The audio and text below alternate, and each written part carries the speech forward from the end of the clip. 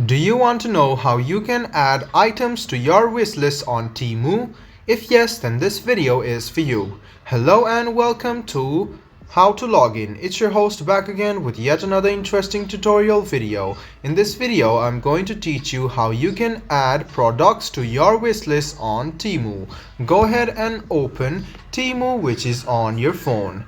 Now, if you want to choose this item, go ahead and click on it and you can see the add to cart option. This cart is your wish list. So if you go to your cart, you can see your wish list over here. You can also add other products on your wish list. So go ahead and click add to cart and you can see that this has been added to your cart as well.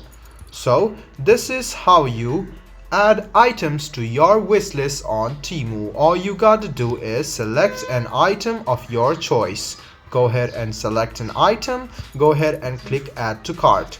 And if you click go to cart, you can see that these are your wish list and you can buy this anytime by clicking on checkout. I hope this video was helpful for you. If you still have any kind of confusion, please do mention us on the comment section down below. Like the video, subscribe to the channel and do hit the bell button for more. Hope to see you in the next video as well. Until then, goodbye, take care and make sure you enjoy.